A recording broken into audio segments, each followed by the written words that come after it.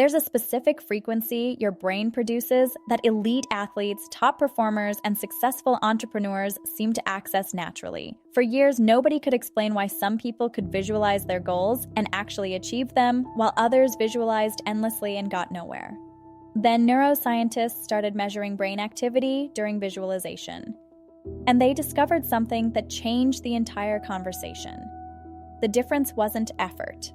It was a measurable brainwave frequency that some people stumbled into by accident and others never found at all. That frequency sits between 4 and 8 hertz. Scientists call it the theta state. And once you understand what your brain is actually capable of in this state, you'll realize why every ancient tradition, every meditation practice, and every peak performance protocol has been trying to get you here all along. They just didn't have the science to explain why it worked. Over the next 30 minutes, I'm going to break down exactly what theta brainwaves are, why they matter so much for changing your life, and most importantly, how to actually access this state deliberately instead of hoping you stumble into it. Because you might not know this yet, but you already enter theta naturally. Twice a day, every single day. The problem is, you're not aware when it happens, and you're definitely not using it intentionally. Your brain is constantly producing electrical activity. Right now, as you listen to this, billions of neurons are firing in synchronized patterns, creating waves of electrical energy that can be measured with an EEG machine. These waves aren't random. They follow predictable patterns based on what you're doing and how you're feeling. And over the past century, neuroscientists have mapped out 5 main types of brainwaves, each associated with different states of consciousness. At the top, you have gamma waves, cycling at 30 hertz and above. This is the state of intense focus, heightened perception, and complex problem solving. When you're in flow state, completely absorbed in a challenging task, your brain is producing high levels of gamma. Below that, between 13 and 30 hertz, you have beta waves. This is your normal waking consciousness. Right now, if you're actively listening and processing what I'm saying, you're probably in beta. It's the state of alert, analytical thinking. It's useful, but it's also where most of us spend way too much time. Between 8 and 13 hertz, you have alpha waves. This is relaxed awareness. You're calm, but still conscious. Think of how you feel after a few deep breaths, or when you're daydreaming out the window. Alpha is the bridge state between your conscious and subconscious mind. And then we get to theta. Between 4 and 8 hertz, this is where things get interesting. Theta is the state right before sleep or right after waking up. It's deep meditation, it's hypnosis, it's that dreamy, floaty feeling where time seems to distort and your imagination becomes vivid and immersive. Below theta, you have delta waves, under 4 hertz. That's deep, dreamless sleep. You're unconscious. Your body is repairing itself, but you're not aware of anything. Now here's why theta state matters so much. It sits in this perfect sweet spot. You're deeply relaxed, almost asleep, but you're still aware. Your conscious mind has quieted down, but you haven't lost consciousness entirely. And in this state, something remarkable happens. The barrier between your conscious and subconscious mind essentially dissolves. Let me explain why that matters. Your subconscious mind controls about 95% of your daily behavior, your habits, your emotional reactions, your automatic thoughts, your beliefs about yourself and the world. All of that runs on subconscious programming. The problem is your conscious mind can't directly access or change that programming. When you're in beta, your normal waking state, there's a gatekeeper between your conscious thoughts and your subconscious beliefs. Psychologists call this the critical faculty. The critical faculty is the part of your mind that analyzes, judges, and filters incoming information. It's the voice that says, yeah, right, when you try to tell yourself you're confident. It's the resistance you feel when you attempt to adopt a new belief that contradicts your existing programming. This is actually useful in everyday life. You don't want to accept every idea that comes your way without some filtering. But it becomes a problem when you're trying to change your own beliefs, habits, and patterns. Because as long as the critical faculty is active, your affirmations bounce off. Your visualizations feel fake. Your attempts to reprogram yourself get rejected at the door. But in theta, the critical faculty goes quiet. The gatekeeper steps aside. And suddenly, you have direct access to the subconscious mind. This is why hypnotherapy works. A skilled hypnotherapist doesn't have magic powers. They're simply guiding you into a theta state where your subconscious becomes receptive to new suggestions. This is why those moments right before sleep feel so powerful for intention setting. You're naturally dropping into theta, and whatever you're thinking about has a direct line to your subconscious. And this is why meditation has been the foundation of virtually every spiritual tradition throughout human history. The deep, meditative state that monks and mystics describe isn't mystical, it's theta. And when you're there, you can access parts of your mind that are normally locked away. In 2005, a neuroscientist named Dr. Sarah Lazar at Harvard wanted to understand what meditation actually does to the brain. She recruited a group of experienced meditators, people with an average of 9 years of practice, and compared their brain scans to non-meditators. What she found was striking. The meditators had significantly more gray matter in regions associated with attention, emotional regulation, and self-awareness. Their brains had physically changed from their practice. But the really interesting finding came when she looked at what happened during meditation itself. The experienced meditators could drop into theta states within minutes. Their brains showed the synchronized, low-frequency patterns associated with deep theta while remaining conscious and aware. The non-meditators couldn't do this. They stayed in beta or alpha, never quite reaching that deeper state where the real changes happen. This suggested something important. Theta access might be a skill, something that can be developed with practice. But there's a catch, and this is where a lot of people get stuck. You can't force yourself into theta state. The harder you try, the more you activate beta waves, the analytical problem-solving state. Trying harder is literally the opposite of what you need. Theta requires letting go. It requires releasing effort and allowing yourself to drift into that liminal space between waking and sleeping. And for many of us, especially those of us who live in a constant state of mental overdrive, letting go feels almost impossible. We've forgotten how. So let's talk about what's actually happening in your brain in theta, and then I'll show you exactly how to get there. When you're in theta, several things change simultaneously. First, your prefrontal cortex, the part of your brain responsible for analytical thinking, planning, and judgment, becomes much less active. This is the neurological equivalent of the critical faculty going quiet. The part of you that overthinks everything is finally taking a break. Second, your limbic system, the emotional center of your brain, becomes more active and more accessible. This is why emotions can feel so vivid in theta. You're connecting with deeper feelings that are usually filtered out by your conscious mind. Third, and this is crucial, your brain's neuroplasticity increases dramatically. Neuroplasticity is your brain's ability to rewire itself, to form new neural connections and dissolve old ones. In theta, this process happens faster and more efficiently. This is why learning happens so quickly in theta states. Children spend far more time in theta than adults, which is part of why they pick up languages and skills so effortlessly. Their brains are more plastic because they're in theta more often. Fourth, the boundary between imagination and reality becomes blurred. In theta, your brain processes imagined experiences almost the same way it processes real ones. This is incredibly important for visualization practices. When you visualize in beta, your brain knows the difference between what's real and what's imagined. But in theta, that distinction fades. Your nervous system responds to the imagined experience as if it were actually happening. This is why athletes who visualize in deep relaxation states see actual performance improvements. A study at the Cleveland Clinic found that people who imagined exercising a specific muscle while in deep relaxation actually increased muscle strength by up to 35%. Their bodies responded to imagined exercise as if it were real. Now let me explain why this matters for manifestations specifically. When you visualize your goals in a normal waking state, your conscious mind is active. It's analyzing. It's comparing your current reality to your desired reality. And often, it's creating resistance. You imagine having financial abundance, and immediately your mind reminds you of your current bank balance. You imagine being confident, and your mind brings up all the evidence for why you're not. You imagine your ideal relationship, and your mind points out everything wrong with your current situation. This resistance isn't random. It's your brain trying to maintain consistency between your beliefs and your reality. Your subconscious has a self-image, a set of beliefs about who you are and what's possible for you, and it will fight to maintain that self-image even if that self-image is holding you back. But in theta, this resistance disappears. Your conscious mind isn't there to create contradictions. Your subconscious is directly receiving the images and emotions of your visualization. And without the critical faculty rejecting the input, these new patterns can actually take root. This is the real mechanism behind successful visualization.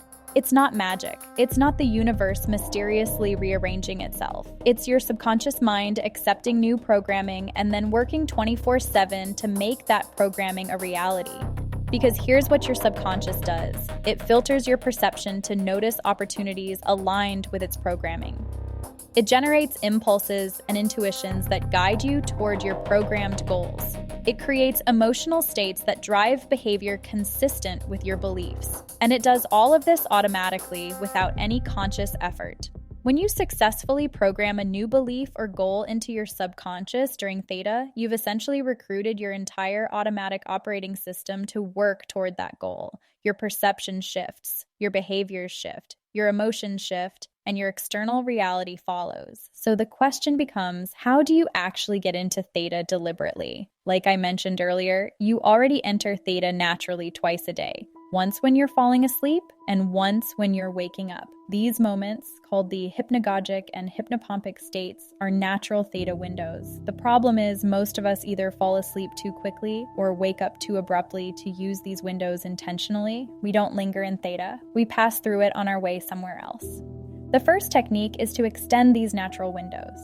When you're lying in bed at night, just before sleep, keep your mind gently focused on something.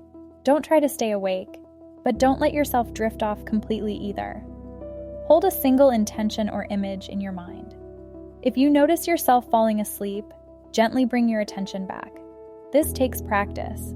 At first, you'll either stay awake too much, keeping yourself in alpha or beta, or you'll fall asleep without noticing. But over time, you'll learn to recognize that liminal space and stay there longer. The same goes for morning. When you wake up, don't immediately check your phone or jump out of bed. Stay in that drowsy, half-awake state. This is theta. Keep your eyes closed, hold your intentions or visualizations, and let yourself marinate in that frequency for 5 to 10 minutes. I cannot overstate how valuable this morning window is. Your brain is naturally in theta, your subconscious is receptive, and whatever you focus on during this time gets priority processing for the rest of the day. The second technique is progressive relaxation combined with breath work. Your brainwave state is directly connected to your nervous system state. When your body is tense and your breathing is shallow, you're going to stay in beta. When your body is deeply relaxed and your breathing is slow and rhythmic, you naturally drift toward alpha and theta. Start by lying down or sitting comfortably. Close your eyes. Take several slow, deep breaths. Then systematically relax every part of your body, starting with your feet and moving upward. Don't rush this. Spend at least 10 to 15 minutes just relaxing. As you do this, you'll notice your mind starting to quiet. Thoughts will drift rather than race. You might see images behind your closed eyelids or feel like you're floating. These are signs you're approaching theta. Once you reach this state, introduce your visualization or intention. Don't force it. Let it arise naturally and immerse yourself in it emotionally. Feel how it would feel to have what you want. Let your imagination become vivid and real. The third technique uses binaural beats. Your brain has a tendency to synchronize with external rhythms. This is called the frequency following response. When you listen to a sound pulsing at a specific frequency, your brainwaves will naturally entrain to that frequency. Binaural beats work by playing slightly different frequencies in each ear.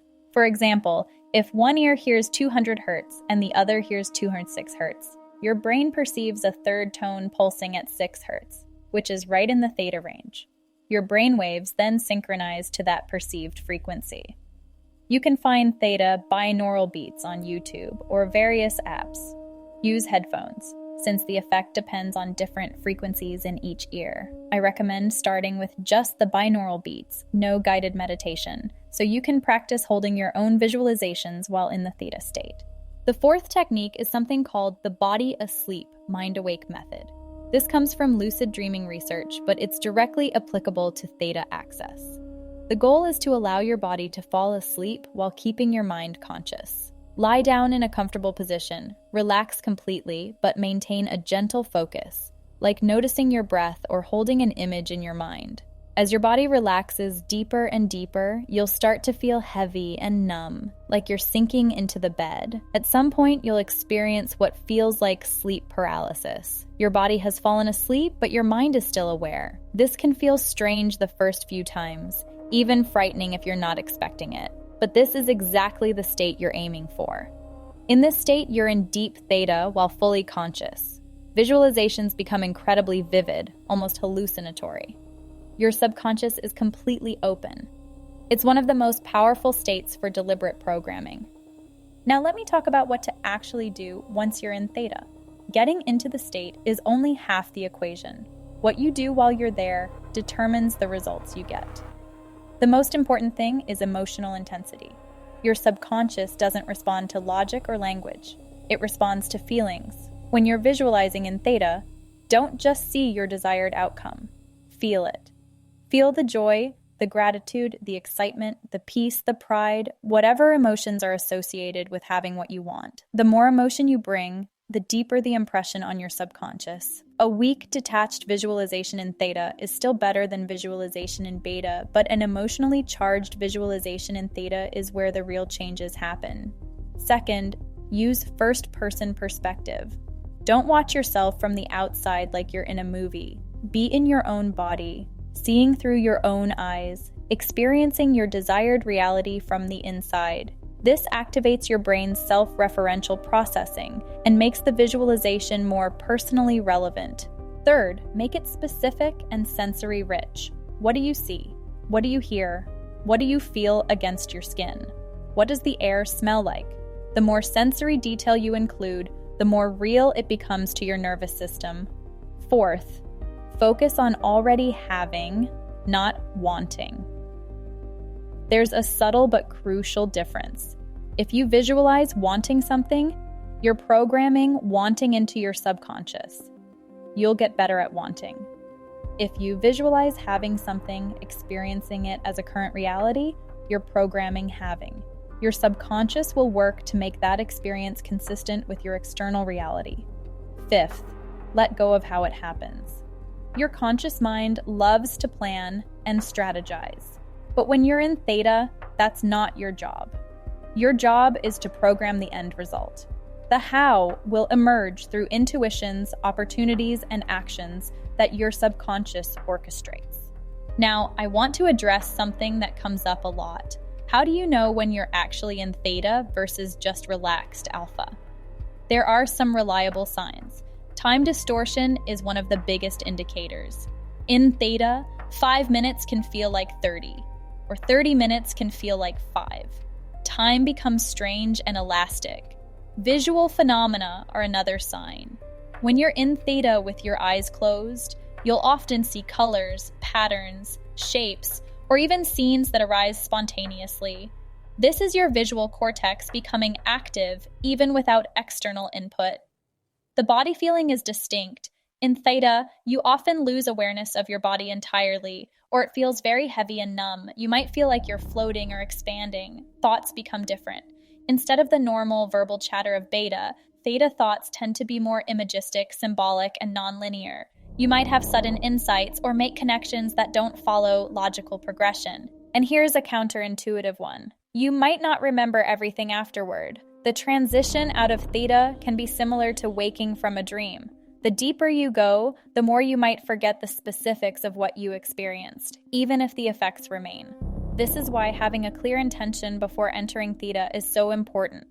Even if you don't consciously remember every detail of your visualization, the subconscious impression is made. Let me share what the research says about how quickly theta work can create changes. There's a famous study by Dr. Joe Dispenza, who has been studying meditation and brain changes for over a decade. He took a group of participants through a 4-day intensive workshop focused on accessing theta states and visualizing new outcomes. Brain scans before and after showed measurable changes in brain structure and function. Participants reported shifts in long-standing patterns, health improvements, and significant life changes in the weeks following. 4 days. That's how quickly the brain can begin to rewire when you're accessing theta deliberately and consistently. Now, I'm not saying you'll transform your entire life in 4 days. but I am saying that the speed of change possible through theta work is much faster than most people assume. You're not fighting against your subconscious, you're working with it directly, and that makes everything easier. The key is consistency. One theta session isn't going to override decades of subconscious programming, but daily practice, even just 10 to 15 minutes, creates cumulative effects that build over time. Within a week or two of consistent theta practice, most people notice shifts in their default emotional state. They feel calmer, more optimistic, more grounded. Within a month, behavioral changes often emerge. Old habits lose their grip. New habits feel easier to adopt. Decisions start flowing more naturally. Within a few months, external circumstances often begin shifting in ways that seem coincidental but feel connected. Opportunities appear. Relationships improve. Things you've been trying to achieve start clicking into place. This isn't magic, even though it can feel like it.